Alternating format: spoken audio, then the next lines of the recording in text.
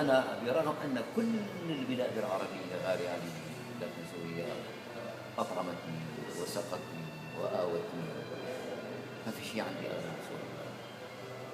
صرت أنا ولدت في حارة اسمها حارة الآعر، آخر الميدان، آخر الشام، آخر دمشق. التراب تبعها عزيز علي ربما أكثر من ذهب بلاد غيرها. أنا أعيش في بلدي فقرا ولا أعيش في بلاد غيري غنى. أنا مخلص لبلدي، ومن لم يخلص في بلدي لا يخلص لديني ولا حتى لأولادي.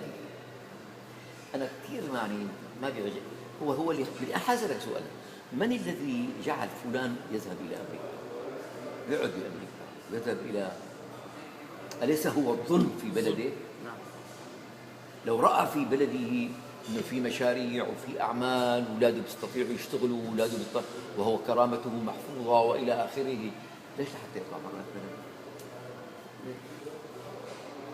يعني أنا علي ثياب، ليش أخذ ثيابها؟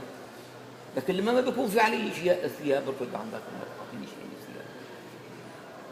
ما في شيء أغلى علي من بلدي أبدا، ولكن أرجو من بلدي وحكام بلدي أن يعرفوا قيمة بلدي.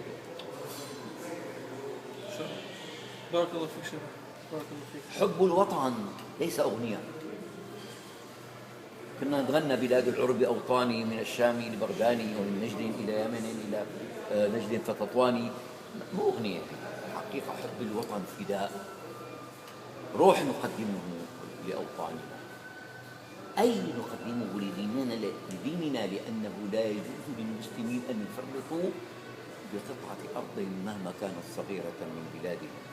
لو كنا مسلمين حقا ما كانت إسرائيل، ولو كنا مسلمين حقا ما ذهبت الأندلس.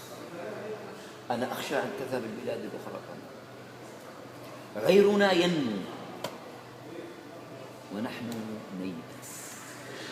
شجرة جاري عم تنمو تترعرع، وأنا أشجاري اللي كانوا كلهم عم يبسوا شوي شوي. لا حول ولا قوة إلا بالله. قولوا قولي هذا واستغفر الله العظيم. بارك الله فيك. آخر ما